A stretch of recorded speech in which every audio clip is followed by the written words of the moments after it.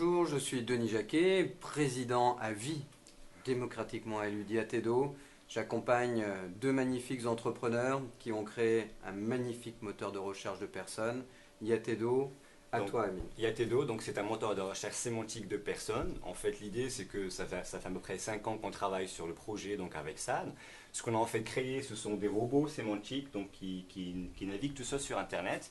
Et ces robots-là, en fait, ils ont la capacité de comprendre le contenu de chaque page, quel que soit le type de page. Ça peut être un article Le Monde, un profil public Facebook, ça peut être une page Wikipédia, New York Times ou autre. Et ce robot-là donc extrait les informations relatives aux personnes qui sont par la suite structurées dans une sorte de super profil global que lui reflète l'ensemble de la présence de la personne sur Internet. Donc, après, l'idée c'est qu'en fait, les utilisateurs puissent en fait utiliser Yatedo pour chercher n'importe qui avec n'importe quel type de mots-clés. Ça peut être un nom, un prénom, un nom de société, un nom d'école, etc. Une compétence particulière. Donc, ça peut être tout et n'importe quoi. C'est une sorte de Google of People. Donc en fait, je viens chercher des personnes comme je le fais sur Google. Alors l'idée est venue d'un constat simple, c'est quand on était encore étudiant, on a toujours pensé à rechercher sur Google les gens avec qui on avait été au collège ou au lycée. Et le fait qu'à l'époque, sous nous, ça nous est arrivé, il y avait énormément de réseaux sociaux qui étaient extrêmement différents les uns des autres. Et pour trouver une seule et unique personne, on devait rechercher dans chaque réseau social, on devait rechercher pour savoir si la personne avait eu son bac sur toutes les listes d'académie. Enfin, c'était juste dingue. Donc on s'était dit que c'était dommage qu'avec toutes ces données, il n'existe aucun outil qui puisse juste centraliser toute l'information d'une personne. Et donc ça a commencé à partir de là. Et au fur et à mesure, on s'est rendu compte que finalement, la recherche de personnes, ça allait beaucoup plus loin que juste chercher des amis ou des collaborateurs et que ça avait des utilisations beaucoup plus intéressantes et qui allaient encore beaucoup plus loin que ce que nous, on avait pensé au départ. C'est un grand défi que celui de créer des boîtes. Et c'est vrai qu'aujourd'hui, on a deux grandes versions. Bon, et on a toujours, et heureusement, il en faut des autodidactes. On a une plus grande proportion de gens qui viennent de grandes écoles, d'écoles de commerce, d'écoles d'ingénieurs. Et ils ont tous un focus particulier. Et c'est extrêmement difficile, quand on monte une boîte, effectivement, de la monter sur une jambe. Et à partir du moment où on est très bon en techno, très bon en marketing, on oublie l'autre jambe et on ne peut pas courir. Donc ce qui est vraiment très important dans tous ces projets qu'on peut accompagner, moi ce qui m'a passionné chez SAD et Amine, c'est effectivement cette merveilleuse technologie qui était développée, mais comment lui donner des ailes pour s'envoler, c'est-à-dire que tout à coup, il faut de l'argent, il faut des compétences, il faut des conseils, il faut des gens qui vous bâtissent un écosystème dans lequel vous allez nager avec une facilité déconcertante. Donc le plus grand conseil effectivement à donner à tous ces entrepreneurs, c'est aller chercher des compétences, sortez. Et effectivement, c'est ce que Sad et Amine ont commencé à faire en sortant un peu. Donc je vais vous expliquer comment Amine sort le soir au lieu de programmer la nuit. Et puis Sad va vous expliquer effectivement aussi comment on peut de temps en temps rebondir sur des échecs, parce que rencontrer beaucoup de monde, ça inclut aussi un certain nombre d'échecs. Tout à fait. Et donc en fait justement ce qui était l'autre challenge au-delà du challenge technologique qu'on a en fait connu, c'était justement le fait de sortir, de trouver les bonnes personnes, de savoir en fait s'entourer, de savoir ce qu'on peut faire, est-ce qu'on peut faire confiance ou pas, est-ce qu'on peut se lancer ou pas. Et c'est vrai que Paris aujourd'hui est un endroit magnifique parce qu'il y a tout un écosystème autour de l'entrepreneuriat, du monde d'Internet qui s'est en fait créé. Je pense notamment à parrainer la croissance, je pense à Silicon Sentier, la cantine qui est un endroit magnifique pour rencontrer d'autres passionnés et se ressourcer de l'énergie de ces personnes-là. Et c'est justement grâce à ça qu'on a en fait réussi à passer à l'étape suivante, qui est en fait donc de sortir un peu de la technologie, de s'intéresser à d'autres domaines complémentaires qui sont heureusement ou malheureusement primordiaux pour la réussite du projet Yatedo. Ouais, et c'est vrai que la première peur qu'on a quand on part rencontrer des gens, c'est est-ce qu'on peut leur faire confiance, est-ce qu'ils vont vraiment nous aider, est-ce que c'est juste du blablotage ou est-ce que c'est véridique. Et la seule solution pour pas que ça nous affecte, c'est qu'il faut continuer à avancer avec les directives qu'on s'est données, avec les buts qu'on s'est donnés, et ne jamais regarder en arrière. Si la personne vous dit qu'elle va vous aider, qu'elle va passer des coups de téléphone pour vous, qu'elle va vous donner de l'argent, ne vous arrêtez pas en attendant qu'elle le fasse, continuez à avancer. Si elle arrive en bout de chemin, bah, tant mieux. Si elle n'arrive pas, bah, vous n'aurez rien perdu. Donc continuer à avancer, ça c'est vraiment important. Le facteur clé, et surtout là on aborde une période particulière de crise, c'est surtout ne vous arrêtez pas trop tôt.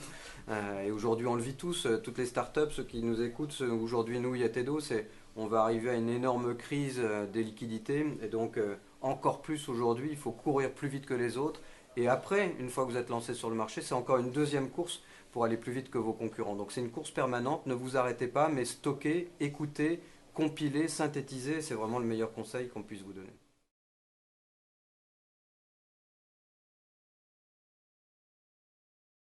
Quand est-ce que je suis optimiste pour l'avenir? En fait, à peu près tous les jours. Je pense qu'un entrepreneur est optimiste par nature. Donc, il ne se pose pas de questions, il a des moments de doute, il a des moments d'hésitation. Mais optimiste, il l'est tout le temps. Si on n'est pas optimiste, voire même inconscient, et la limite entre les deux n'est pas toujours évidente à définir, il n'entreprend pas. Donc, je suis optimiste tous les jours. Quand est-ce que je me sens mentor? Je me sens mentor depuis quelques années. En fait, c'est pas des jours particuliers ou des secondes particulières, c'est plutôt des étapes de la vie. C'est-à-dire, grosso modo, une fois qu'on a créé un certain nombre d'entreprises, une fois qu'on a eu des succès et des échecs, c'est extrêmement important, hein. C'est pas la culture de l'autoflagellation judéo-chrétienne, mais les échecs servent vraiment à quelque chose. Je pense qu'à ce moment-là, on a quelque chose à transmettre. Et à partir du moment où on a à transmettre, on devient mentor. Donc du coup, on sent naturellement, à partir d'un certain moment, l'envie de partager ça avec quelqu'un, au singulier, au pluriel. Et donc on sent mentor, à mon avis, à partir d'un certain âge, en tout cas en ce qui me concerne. Les vacances, c'est un sujet intéressant. Plus le temps passe, plus on a une espèce d'angoisse face à l'avenir, parce que plus ça passe, plus vous voyez les choses qui se profilent derrière vous et de moins en moins devant. Bon, pas encore trop à 40 et quelques, mais néanmoins on commence à regarder en arrière. Et donc du coup, l'angoisse, c'est de dire, est-ce que ça continue à filer à cette vitesse et qu'est-ce que je vais faire de ce temps qui passe si vite? Donc il y a une espèce d'angoisse et de course de rapidité. On a envie de courir encore plus vite à 40 qu'à 25. C'est assez amusant. Et des breaks, en fait, dès que j'ai besoin. C'est-à-dire ça, c'est un phénomène d'auto-régénération nécessaire. Il faut savoir qu'à un moment donné, si on est plus productif, il faut s'arrêter une demi-journée, un jour, 6 jours, ce qui est nécessaire, mais il faut s'arrêter. Le gros danger, c'est de croire que parce qu'on va insister, on va être plus productif. Au bout d'un moment, quand on puise dans son énergie et dans l'absence d'énergie, en fait, on devient complètement nul.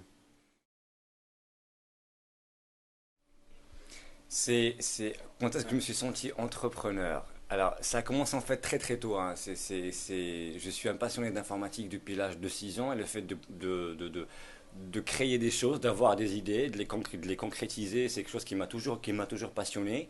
Mais que je voulais pas en fait m'arrêter à là. Je sais pas, c'est venu en fait comme ça. Je voulais pas m'arrêter au stade de juste l'idée, de la créer et de la garder pour moi. Je voulais également la partager. Et je pense que c'est parti principalement de ça, hein. Donc ça remonte à relativement très, très longtemps. Alors, je m'énerve en fait rarement. Je vois pas du tout quand je travaille parce qu'on n'arrive pas à avancer quand on est énervé. Non, non, je m'énerve pas. Au travail, je m'énerve pas. Tous les jours.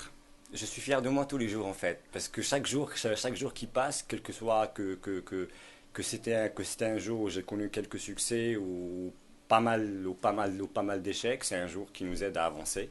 Du coup, chaque soir avant de dormir, je fais la rétrospection de ma journée et quand je vois que j'ai avancé, quel que soit ou que j'ai, enfin, que ce soit en échec ou en succès, je suis quand même fier de moi parce que ça fait en fait un pas de plus et une expérience de plus dans notre démarche entrepreneuriale.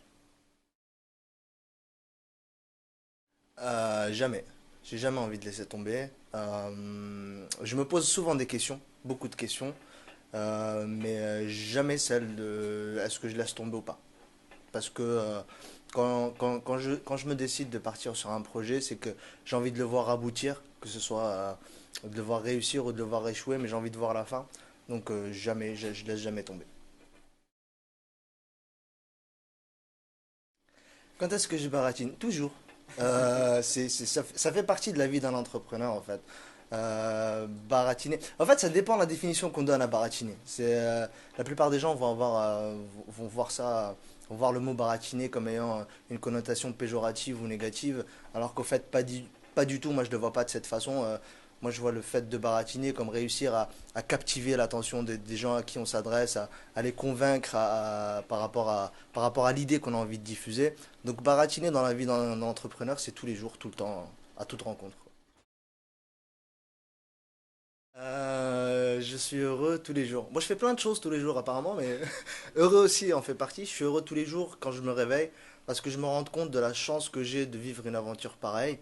Et je ne peux être qu'heureux malgré les complexités qu'on peut rencontrer, les difficultés qu'on peut rencontrer. On peut être qu'heureux d'avoir la chance de vivre une aventure aussi riche. C'est une joie permanente, quoi.